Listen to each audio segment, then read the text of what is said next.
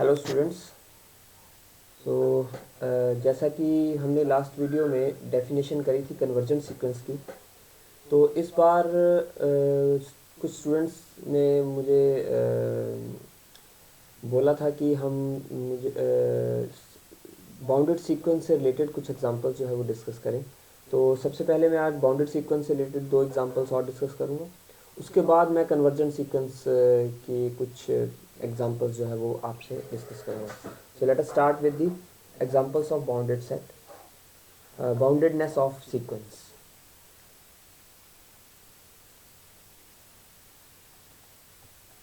Examine the boundedness of sequence। तो यहाँ पे फर्स्ट सीक्वेंस जो है वो boundedness of sequence xn, where xn equals to n square plus 1 upon 2n plus 3, and second is xn equals to 1 upon n square, 1 upon n plus 1 square, 1 upon n plus 2 square up to so on।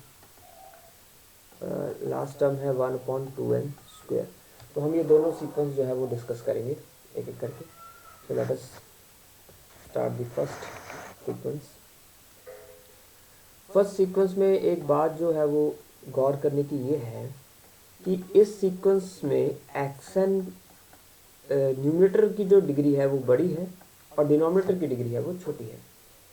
सो यहाँ पे degree 2 है और नीचे degree 1 है। That means हमें ये intuitive idea हो रहा है कि सीक्वेंस की जो न्यूमरेटर है वो ज़्यादा फास्ट जाएगी और डिनोमिनेटर जो है दैट विल गो स्लो। तो ऊपर वाली टर्म की वैल्यू बढ़ती जाएगी जल्दी से और नीचे वाली की वैल्यू धीरे धीरे बढ़ेगी। इसका मतलब न्यूमरेटर बढ़ता जाएगा, डिनोमिनेटर थोड़ा स्लो बढ़ेगा, न्यूमरेटर थोड़ा फास्ट बढ़ेगा। इसका मतलब क्या हो सकता है कि ये सीक्वेंस जो है ये इन्फिनिटी को कन्वर्ज कर सकता है, इन्फिनिट हो सकता है। सो इसका मतलब हम यहाँ से ये आइडिया लगा सकते हैं कि बाउंडेडनेस की बात करें तो ये सीक्वेंस जो है अनबाउंडेड अबव होने के चांसेस इसके ज़्यादा हैं। ठीक है, तो ये हमें इंट्यूटिव आइडिया हो रहा है। तो जैसे ही हमें ये आइडिया हुआ कि अनबाउंडेड अबव हो सकता है तो हमने अनबाउंडेड अबव की डेफिनेशन जो है वो अप्लाई करनी है। तो अनबाउंडेड अबव की डेफिनेशन आपके माइंड में होनी चाहिए कि कोई भी सीक्वेंस अनबाउंडेड अबव कब होता है? इफ फॉर गिवन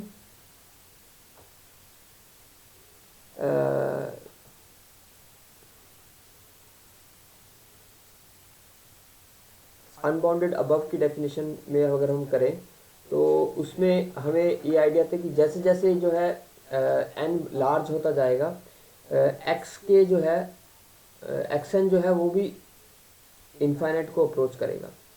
सो हम यहाँ पे लिख सकते हैं कि अगर उसकी पर्टिकुलर डेफिनेशन देखें तो अनबाउंडेड अबव है कि if for any k however large there exist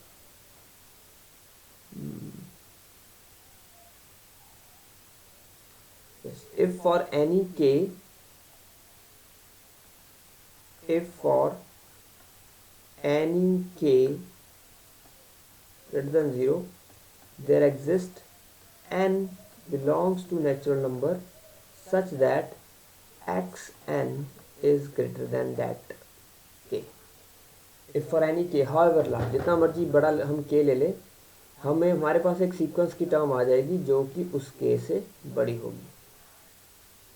तो हमने ये एन ढूंढना है फॉर एनी गिवन के। ठीक है, तो हम इस अप्रोच की तरफ जो है वो बढ़ेंगे कि हम इसको दिमाग में रखते हुए ये अनबाउंडेड अबव है तो ये सीक्वेंस भी हमारा अनबाउंडेड अबव लग रहा है, तो इसको हम माइंड में रखते हुए हम इसका जो है प्रूफ स्टार्ट करते हैं। तो इसमें हम सबसे पहले तो इसको डिवाइड कर देंगे एक्स एन इक्वल्स टू, इसको डिवाइड करने से हमारे पास जो वैल्यू आएगी दैट इज़, मैं यहाँ पे डायरेक्टली लिख रहा हूँ, डिवाइड नहीं कर रहा हूँ। तो 2n minus 3 upon 4 plus 13 divided by 4 into 2n plus 3। तो ये हमारा डिवीजन करने से वैल्यू आ जाएगी। अब हमें पता है कि ये वैल्यू जो है x n is sum of two values so ये एक पॉजिटिव वैल्यू है, this is always positive for all natural number. So this sequence will be strictly greater than 2n minus 3/4. So xn is greater than 2n minus 3/4 for all n, right? So अब हमें एक fixed k fix करना है for any k is greater than 0. Fixed k, let k however large be a fixed number, right? तो हमने इसको fix कर दिया. देन हमें चाहिए xn ग्रेटर देन के. सो xn हमें ये वाला n चाहिए, कैपिटल n. सो xn जो है वो ग्रेटर देन k कब होगा? This then xn greater than k if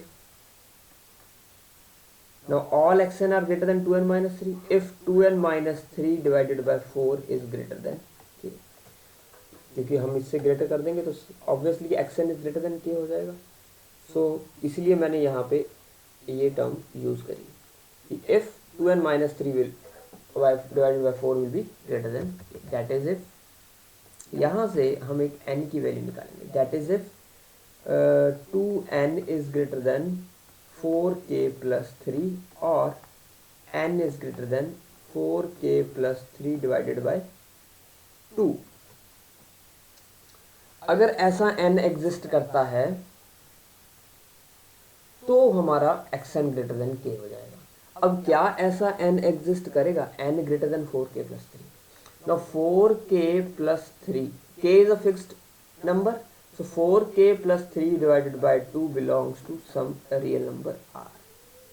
Since, so by Archimedean property, by, यहाँ पे बड़ा ही important part है, Archimedean property,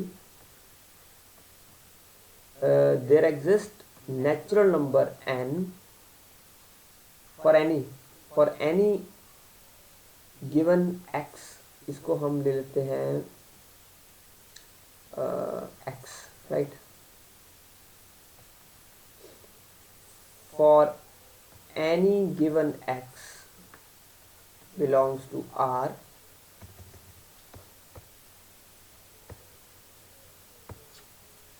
there exists a natural number n such that n is greater than x. That is, n is greater than x means x क्या था हमारा? 4k plus 3/2. 4k plus 3/2. ठीक है? That is, xn is greater than 4k plus xn is greater than k. हमने वो n ढूंढना था, ऐसा n ढूंढना था सच दैट कि xn ग्रेटर देन k हो जाता. तो वो n हमारा क्या आया? वो n हमारा आया ये वाला, there exists n belongs to natural number, right? तो इसको एक बार दोबारा देखते हैं हमने क्या किया. हम एक ऐसा नेचुरल नंबर ढूंढ रहे हैं सच दैट x उसके बाद वाली एक ऐसा नेचुरल नंबर ढूंढ रहे हैं सच दैट वो टर्म जो है k से बड़ी हो जाए. अगर k is any fixed number which is large, very large, right? तो हमने सबसे पहले xn को डिवाइड करके देखा और हमने ये देखा कि यहाँ पे xn जो है that is greater than 2n minus 3/4. So हमने एक k फिक्स कर दिया, that k be a fix number such then xn is greater than, हमें क्या चाहिए? xn greater than k. तो हमें एक ऐसा नेचुरल नंबर चाहिए n जो कि सच दैट x एक ऐसा सीक्वेंस की टर्म आ जाए जो k उस k से बड़ी हो जाए. k जितना मर्जी बड़ा ले लें लेकिन उससे भी बड़ी हमें एक सीक्वेंस की एक कम से कम एक टर्म चाहिए. तो n नेचुरल नंबर ढूंढने का मतलब यही है कि हमारी सीक्वेंस की टर्म कोई हमारी ऐसी आ जाए जो k से बड़ी हो. तो हम वो देख रहे हैं कि क्या कोई ऐसी सीक्वेंस की टर्म आ रही है. सो देन वो xn ग्रेटर देन k कब होगी? जब 2n minus 3 greater than k होगा. यहाँ से हमारा n क्या आ गया? When n is greater then 4k plus 3. तो हमें ये पता लग गया कि सीक्वेंस की टर्म k से तब बड़ी होगी जब n जो है वो 4k plus 3 से, कोई ऐसा n नेचुरल नंबर आ जाए जो 4k plus 3 से बड़ा है. 4k+3/2 से बड़ा होगा, राइट। अब हम ये देख रहे हैं कि क्या कोई ऐसा n एग्जिस्ट कर सकता है। यस, क्योंकि ये 4k+3/2 एक रियल नंबर है और आर्किमिडीन प्रॉपर्टी हमें कहती है कि किसी भी रियल नंबर के विद रिस्पेक्ट एक ऐसा नेचुरल नंबर आता है जो उस रियल नंबर से बड़ा होता है। सो हम आर्किमिडीन प्रॉपर्टी यहाँ पे यूज कर रहे हैं, so very important part. So the Archimedean property कहती है कि for any given x belongs to real number we can find natural number such that n is greater than x, right. तो n एक ऐसा natural number exist करेगा जो कि 4k+3 से बड़ा होगा। अब n एग्जिस्ट कर गया मीन्स एक ऐसी टर्म एग्जिस्ट कर गई जो a से बड़ी है, so that is xn is unbounded above. इसका मतलब ये हुआ xn जो है वो अनबाउंडेड अबव।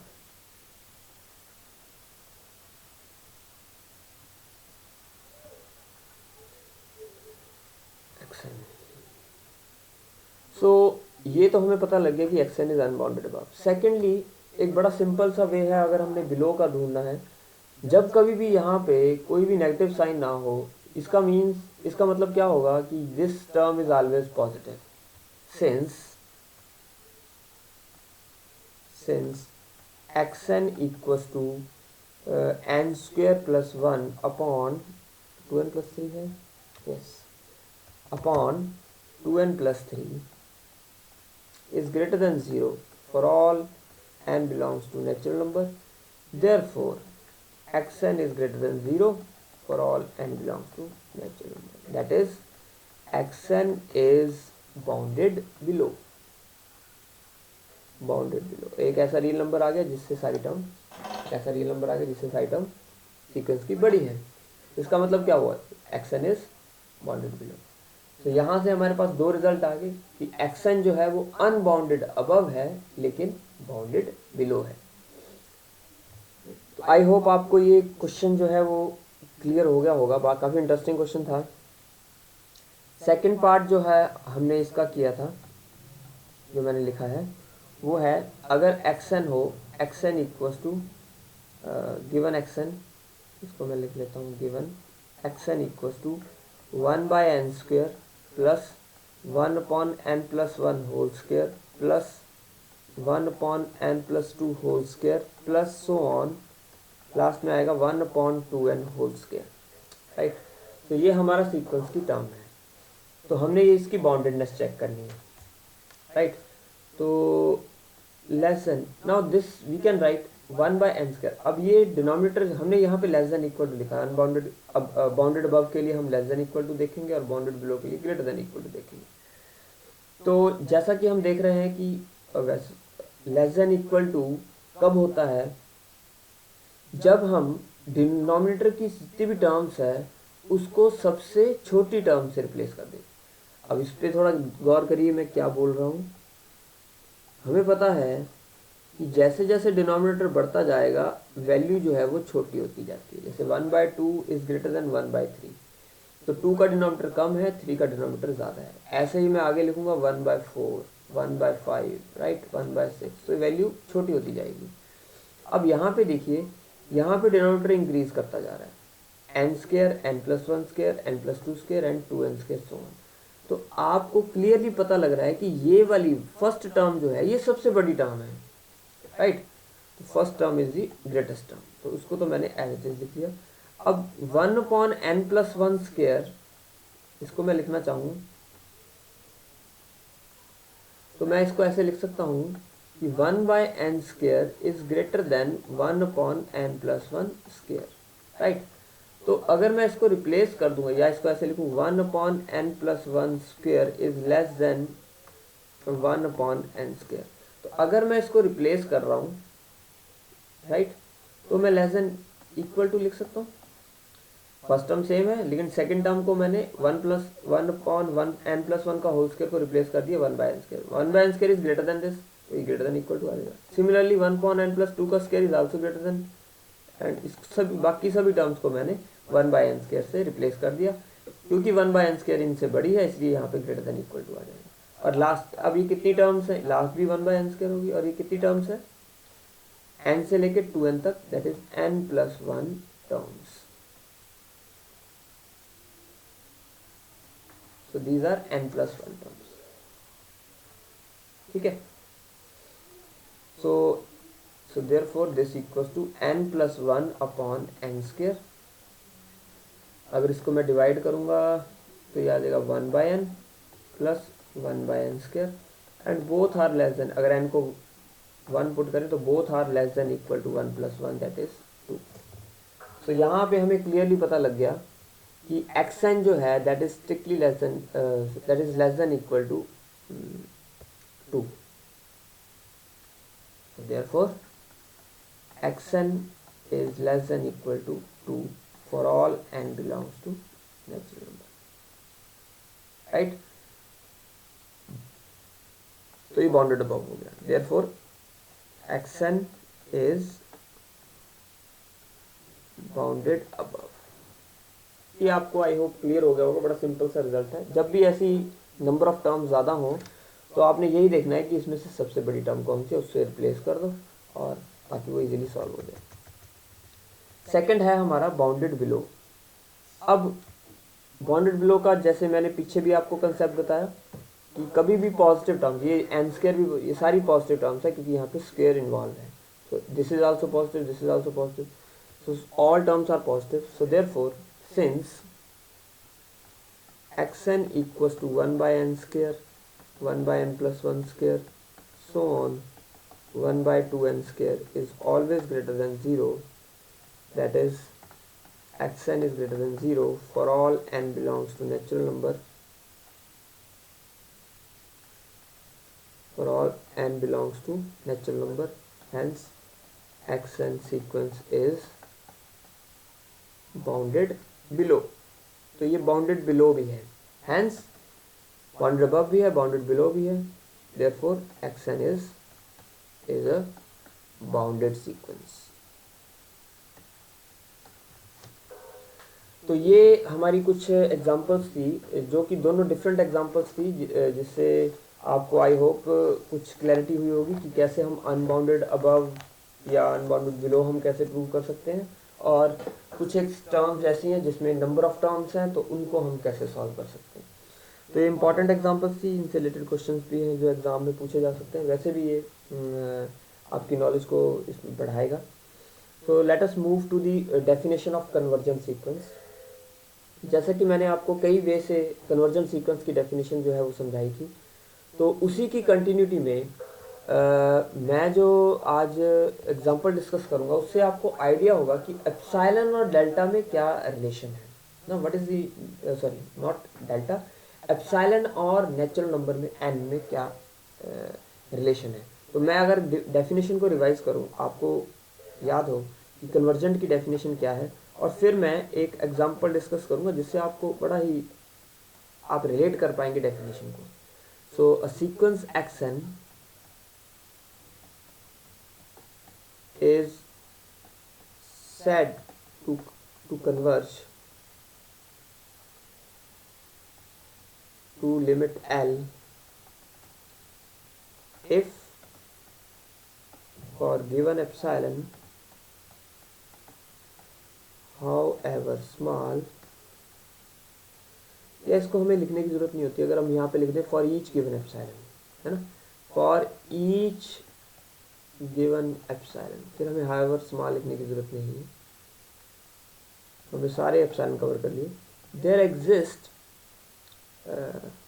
अ नेचुरल नंबर n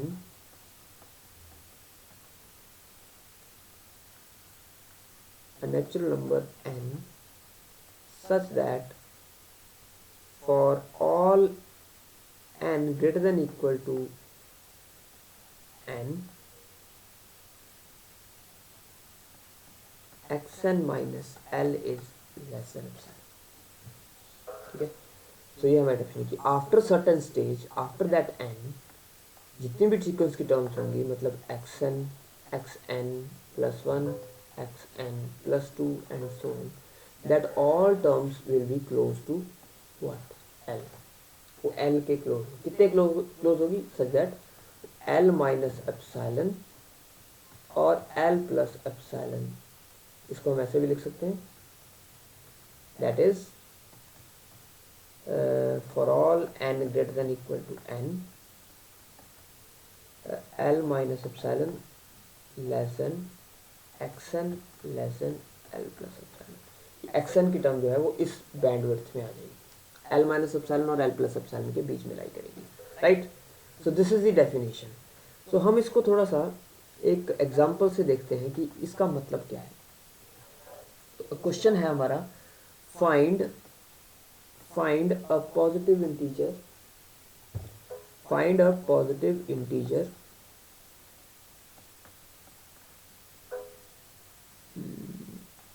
m, तो हम n ले रहे तो n ही ले रहे, such that first 1 upon n plus 1 is less than 0.03 for all n greater than equal to capital N। हमने ये n ढूंढना है सच दैट जिससे ये वैल्यू लेस देन एप्सिलॉन हो जाए। तो ये हमें पता चलेगा idea. So this can be a sequence and this is converging to zero. So mod this can be written as, अगर मैं एक्सन ले लूँ, एक्सन ले लूँ मैं 1 upon under root n plus 1 sequence, और ये ऑब्वियसली किसको कन्वर्ट करेगा, L की वैल्यू 0 हो जाएगी। सो हमारा mod action minus 0 is mod action, that will be equals to under root n plus 1 because it is always positive, so mod जो है वो हट जाएगा। so ये हमें लेस देन एप्सिलॉन प्रूफ करना है। एप्सिलॉन यहाँ पे कितना है 0.03। तो मैं इसको कंपेयर कर रहा हूँ इस स्टेटमेंट को अपनी इस स्टेटमेंट के साथ, ये दोनों सेम ही बात है। यहाँ पे सीक्वेंस जो है वो 1 upon n plus 1 under root है,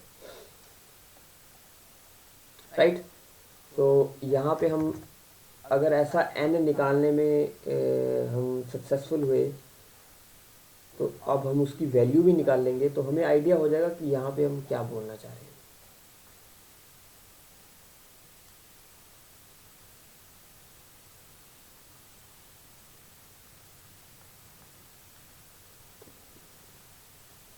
यहाँ पे मैं विद इन ब्रैकेट्स लिख देता हूँ, above example, above question can also be viewed as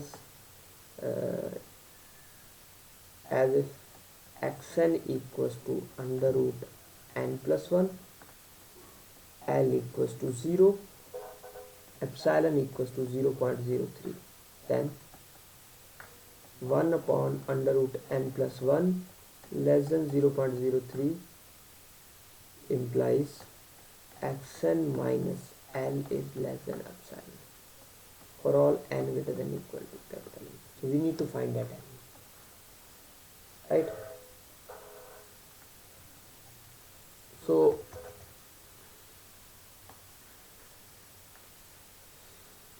let us see what is this n. So 1 upon given solution करते हैं इसमें, given 1 upon under root n plus 1 is less than 0.03, that is 1 upon n plus 1 root, इसको मैं reciprocate कर देता हूँ, this implies under root n plus 1 is greater than, reciprocate करने से इनइक्वालिटी चेंज होगी, greater than 1 upon 0.03 is 100 by 3, right? Now both are positive. If I square, then I'll get, on squaring we get n plus 1 is greater than 100 by 3 का square, which will give us 10,000 by 9. So n plus 1 greater than और 10,000 by 9 को अगर हम divide करेंगे तो ये आएगा 111.11, right? So as so on, so that is n greater than 1110.1111, so on. So ये हमारा n should be greater than this. So हमें एक ऐसा नेचुरल नंबर चाहिए जो 110.11 से बड़ा हो। So therefore we can choose n equals to 111 capital N. अच्छा यहाँ पे हमें कैपिटल एन बोला था, तो हम यहाँ पे कैपिटल एन जो है वो चूज कर सकते हैं 1111, राइट। सो हमें ऐसा ही एन ढूंढना था। Find a positive integer N such that N is this value is less than 0.03 for all N greater than equal to N.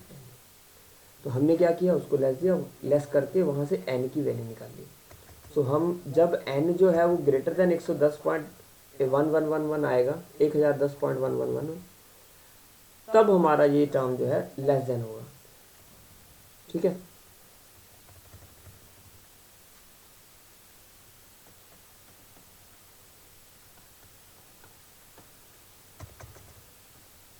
that is it. So hence we can choose n equals to this, so that 1 upon under root n plus 1 is less than 0.03. This is our required answer. So ऐसे हम n क्या ढूंढते हैं, हम एक stage ढूंढते हैं।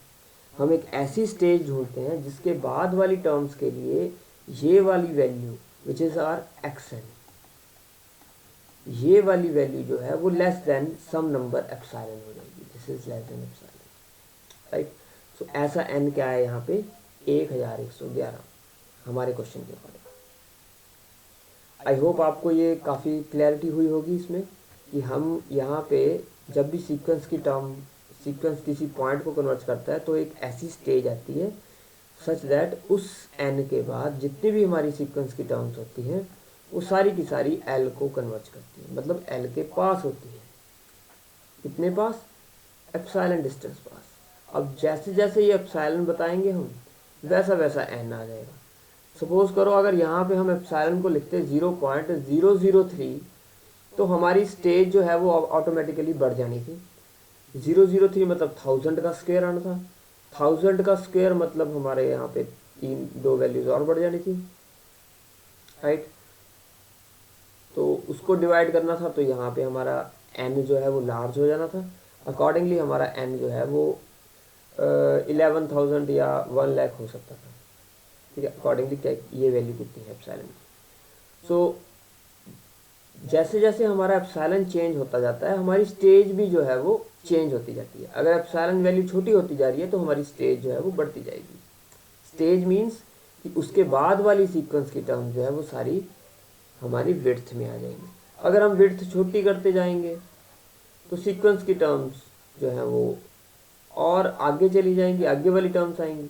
अगर हम ये विड्थ बढ़ाते जाएंगे तो बड़ी पहले ही हमारा सीक्वेंस की टर्म्स जो है वो इस विड्थ में एंटर कर जाएगी। तो ये हमारा आइडिया है। सो आई होप आपको ये आइडिया जो है वो काफ़ी क्लियर हो गया होगा कि कन्वर्जेंस सीक्वेंस का मतलब जो है वो क्या है। एक क्वेश्चन और करते हैं उसके बाद हम क्लोज कर देंगे। तो क्वेश्चन है सेकंड पार्ट इसी का, xn minus 1 is less than 1/10 का cube for all n greater than equal to m, sorry for all n greater than equal to capital N। हमने ये n ढूंढना है। Where xn equals to 1 plus minus 1 raise to power n divided by 2n। ठीक है, तो ये हमने ढूंढना है। So let us start. So xn minus 1 पहले हम देखते हैं क्या है। So 1 plus minus 1 raise to power n divided by 2n minus 1, this equals to minus 1 raise to power n divided by 2n which is equal to 1/2n। So 1/2n जो है वो हमें लेस चाहिए, that is we need to find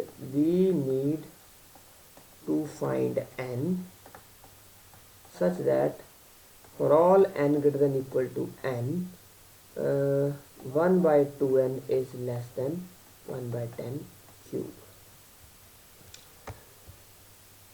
ठीक है, तो ये हमने ढूंढना है। दैट इज इफ, ये कब होगा, दैट इज इफ रेसिप्रोकेट कर दें 2n is greater then 10 cube.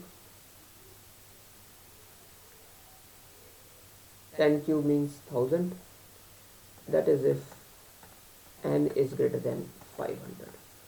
So therefore r we can find, so we can find a natural number जो 500 से बड़ा हो, 501. So hence n equals to 501 such that xn minus 1 is less than 1 by 10 cube for all n greater than equal to capital N. राइट. So 501 मतलब 502वीं term जो होगी वो इस कंडीशन को होल्ड करेगी. L minus epsilon 1 minus 1 by 10 cube less than action, that is, इसको लिख देते हैं और आगे लिख देता हूँ, इसको और एक्सप्लेन कर देते हैं. That is for all n greater than equal to 501